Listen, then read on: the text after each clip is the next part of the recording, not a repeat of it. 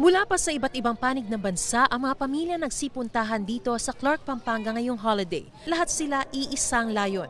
Makabonding ang pamilya habang ipinagdiriwang ang iba't ibang espesyal na okasyon.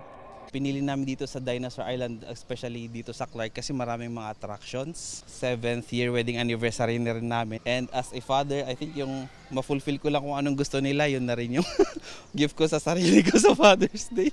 I have fun! Kakaibang experience ang hatid ng isang amusement park dito kung saan magkakaroon ng pagkakataon ang mga namamasyal na makita ng malapitan ang aabot sa halos 30 mga life-size animatronic dinosaurs na di lang gumagalaw, may tunog din ng tunay na dinosaur. Kaya ang 2 taong gulang na si Carl, bukod sa enjoy, hindi na halos maiwan ang mga paborito niya raw na dinosaur. Yung baby po namin ay mahilig sa dinosaurs because of the shows that he watched. Mahilig kasi sa dinosaur talaga.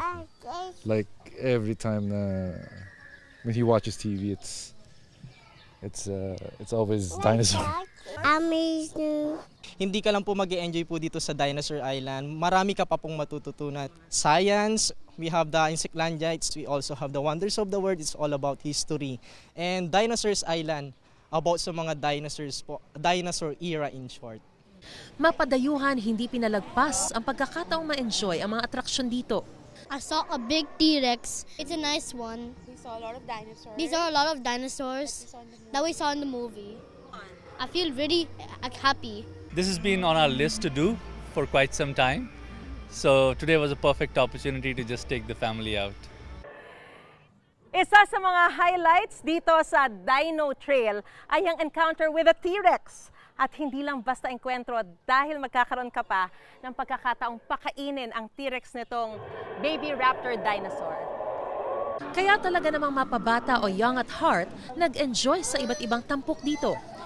Pwede ring sumakay ng tren sa Jurassic Jungle Safari, matuto sa Fossil Museum at Miniature Wonders of the World. Pati na rin sa Encyclandia kung saan malapitan ding makikita ang mga higanteng tarantula, langgam, ipis, walking stick, grasshopper at iba pa. Pero pinaka nag-enjoy ang marami sa isa sa mga tampok na atraksyon.